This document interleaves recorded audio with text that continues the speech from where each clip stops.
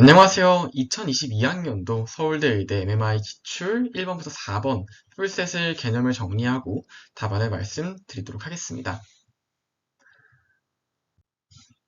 네, 2020년도 면접은 크게 세 가지 유형에 대하여 다루었습니다. 1번 방과 제시문 1과 제시문 3은 사회적 약자와 소수자에 대해 다루었고, 제시문 2는 연구 윤리에 대하여, 그리고 제시문 4는 본인이 할 역할에 대한 책임과 공감 능력에 대해 다루었습니다. 본 영상에서는 면접장에서 해당 제시문을 마주했을 때 짚고 넘어갔어야 할 부분들과 그 점들을 고려하여 답안을 구성하는 방법에 대해 알아보도록 하겠습니다.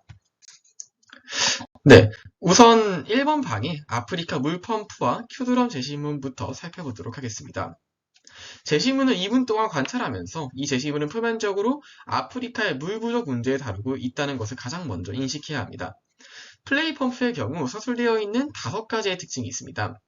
1번을 통해 그 장치가 어떤 역할을 하는지 확인할 수 있고, 2번을 통해 왜 해당 장치가 설치되었는지, 그리고 3번에서 5번 조건을 통해 해당 장치의 효율성과 경제성을 평가할 수 있습니다. 사례 2로 제시된 큐드럼 역시 1번과 2번을 통해 장치의 역할과 모양을 예상할 수 있으며, 3에서 5번 조건을 통해 장치의 경제성과 효율성을 찾을 수 있습니다. 지문을 읽으면서 각 장치의 장점과 단점을 파악하려고 노력해야 합니다. 둘이 어떠한 기능적, 경제적인 차이가 있는지, 그리고 나아가서 어떠한 이러한 대안책들이 성공할 수 있는지까지 예상할 수 있어야 합니다. 제시문 1번 같은 경우에는 과연 관련된 자료를 해석할 수 있는 능력이 있는가, 그리고 사회적 약자를 위한 대안을 제시할 수 있는가, 그리고 실질적으로 시행되었을 때 나올 수 있는 어떠한 정책을 실현했을 때 나올 수 있는 가능한 모든 경우의 수를 생각할 수 있는가 등을 물어본 제시문이라고 보면 됩니다. 자, 면접장에서 교수들의 질문 역시 아까 말씀드린 그러한 범주에서 벗어나지 않습니다. 각 장치의 장점과 단점을 묻고 각 장치의 효율성과 그리고 경제적인 성공을 거둘 수 있는지 등에 대해서 물어봤습니다. 첫 번째 사례와 같은 경우에는 놀이기구와 펌프를 합쳐놓아서 놀면서 물을 얻을 수 있는 일석이조의 효과를 누릴 수 있습니다. 그리고 물탱크에 광고까지 부착하여 부수적인 수익을 내 지역 주민들을 위해 이 수익을 사용 가능하다 라고 답변하면 됩니다. 두 번째 사례와 같은 경우에는 무거웠을 물의 체감 무게를 크게 줄이고 우물까지 왔다 갔다 하는 시간을 비약적으로 줄일 수 있어서 남는 시간 동안 교육에 투자 가능하다 라고 답변할 수 있습니다. 무엇이 성공했을까? 라는 질문에는 주관적인 영역이기 때문에 첫 번째 사례, 두 번째 사례 어떤 것을 선택해도 됩니다. 대신에 답변의 논리적인 근거를 들어가면서 설명을 해야 되겠죠. 저와 같은 경우에는 두 번째 사례가 성공했다고 답변했습니다. 죄송합니다. 첫 번째 사례가 성공했다고 답변했습니다. 두 번째 사례와 같은 경우에는 근본적인 해결책이 아니라고 생각했기 때문입니다.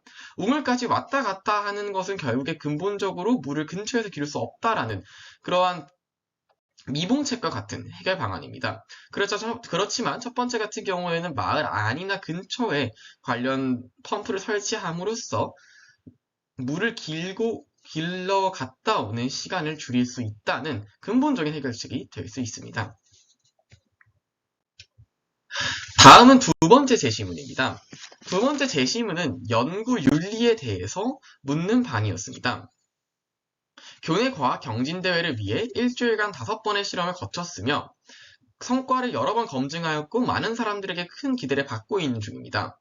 그러나 발표 당일 대기자석에서 오류가 발생하였다는 것을 알게 되었으며 오히려 마지막 실험은 결국 1에서 4번 실험의 결과와 상반된다는 것을 깨달은 상황입니다.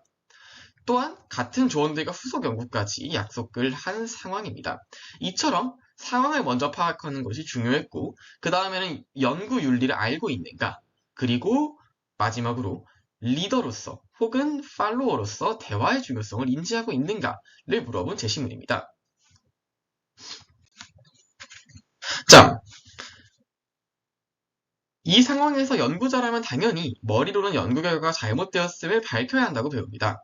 그러나 과연 많은 이에게 기대를 받고 있는 발표 직전에 공동으로 한 작업을 망친 것에 대한 책임을 질 수 있는지, 당신은 리더가 될 준비가 되었는지를 묻는 질문임을 확인할 수 있어야 합니다.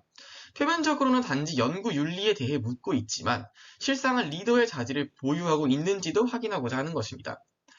앞으로 점점 이런 유형의 문제가 나올 것입니다. 리더와 팔로워 간의 관계에서 자신이 리더, 팔로워가 모두 될 수 있음을 인지하고 해당 문제를 나서서 해결할 것인지, 해결책을 직접적으로 제시하진 않더라도 한 파트를 맡을 수 있는지 등을 검증하고자 하는 문제입니다. 실제로 면접장 안에서도 가장 먼저 어떻게 할 것인가를 물었고, 그 다음에는 만약에 당신이 리더, 발표하는 상황이 아니라 다른 조언이었다면, 팔로워였다면 어떠한 스탠스, 어떠한 행동을 할 것인가를 물어봤습니다. 이 상황에서 가장 먼저 확인할 것은 저원들과 대화가 가능한지입니다.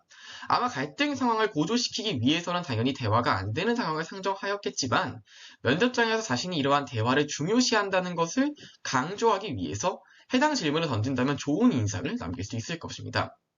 해당 질문에 대한 모범 답안은 발표를 수정할 것이다라는 겁니다. 즉 쉽게 얘기해서 당신은 어떻게 할 것인가? 라고 물었을 때 나는 발표 내용을 수정하고 연구가 잘못되었다는 것을 인정한다 라고 하는 것입니다. 만약 자신이 논리적으로 수정을 하지 않는 입장을 내세운다면 그 나름대로 틀린 대답은 아닐 것입니다. 그렇지만 여러 가지 연구 윤리와 관련된 부분은 공격은 감내할 필요가 있겠죠. 수정하지 않더라도 추후 발표를 하고 조원들과 해당 문제에 대해 상의하고 오류가 있었음을 인정하는 태도를 보인다는 것도 좋은 답변이 될 수 있습니다. 즉 정리를 해보자면 발표에서 그 당장은 인정하지 않아도 괜찮다라는 얘기입니다. 그렇지만 추후에 대화를 하고 추가적인 발표를 제시할 거다라고 하는 작업은 꼭 필요하죠. 다시 본론으로 돌아가서 발표에서 오류를 인정한다면 해당 결정을 독단적으로 내렸을 때 어떤 문제가 발생할 수 있을지에 대한 질문이 나올 것이라고 예측해야 되고 실제로도 면접장에서 관련된 질문이 나오게 됩니다. 여기서 가장 중요한 것은 해당 갈등에 대한 문제 해결책은 결국 대화라는 것입니다. 친구들에게 미리 해당 발표의 수정에 대해서 설명하지 못한 부분에 대해서 발표 이후 충분한 대화를 나누며 설명을 하고 그러면서 자신의 선택이 연구자를 준비하는 우리의 태도에 긍정적인 영향을 미칠 것이라는 것을 어필해야 합니다. 추후에는 같은 상황이 생기더라도 독단적으로 결정하는 모습을 줄이겠다고 보이지 않겠다는 말을 꼭 추가해야 하죠. 여기서 만약 친구들이 해당 모습을 보며 앞으로의 후속 연구에서 본인을 제외하면 어떻게 할 것인가? 그리고 그거에 대해 어떻게 반응할 것인가? 라는 추가 질문이 나올 수 있습니다. 여기서도 관련된 질문에 대한 답변을 미리 예측하고 준비해야 하죠. 그 다음은 제시문 3번입니다. 3번 방은 사회적 소수자와 사회적 약자에 대한 이야기를 다루었습니다. 가 제시문은 다문화 가정 자녀 초등학생 A에 관한 이야기, 나 제시문은 하체마비 장애인인 중학생 B에 대한 내용이었습니다. 해당 지문들을 읽으면서 각각이 어떤 상황인지 분석하고 상황들의 공통점과 차이점을 생각하는 과정을 거쳐야 합니다. 또한 성인이 아닌 각각 초등학생, 중학생인 학생이라는 특수한 상황을 고려하였을 때 각 상황에서 담임 선생님이 할 수 있는 것, 그리고 각 상황에서 관리인으로 할 수 있는 그러한 어떠한 본인이 직책을 맡았을 때 할 수 있는 그러한 행동을 고려하는 것도 역시 필요합니다. 단순히 멀리서 사회적 약자를 바라보는 동정하고 공감에 그치는 것이 아니라 직접 문제 상황에 뛰어들고 그 상황을 중재할 수 있는 사람이 되는 연습을 해봐야 합니다. 이 제시문 같은 경우에는 따라서 사회적 약자가 처한 상황 자체를 파악해야 하고 단순히 공감뿐 아니라 실질적인 해결책을 제시하는 과정이 필요합니다.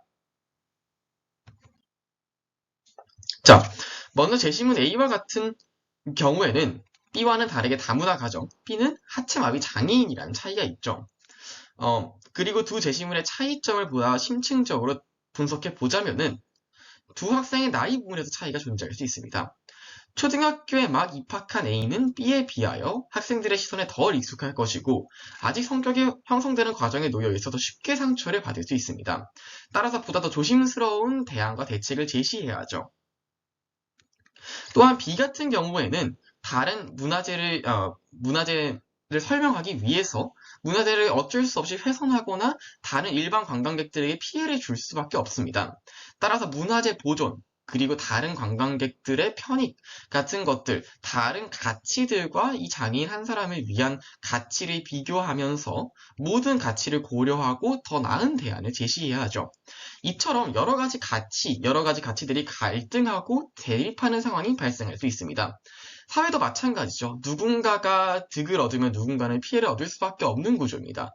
모두가 다 같이 선택할 수 있는 상황에 MMI는 좀처럼 주지 않죠. 그러한 상황들에 대해서 같이 모두를 인정해야 하는 태도가 먼저 필요합니다. 이 문제 같은 경우에는 장애인이 문화재를 누릴 권리, 그 외에도 일반인이 편하게 문화재를 누릴 권리, 그 외에도 문화재 자체를 보존해야 할 그런 필요성까지 세 가지 모두 고려해야 하죠. 그 세 가지를 모두 고려했다는 것을 먼저 밝혀야 합니다.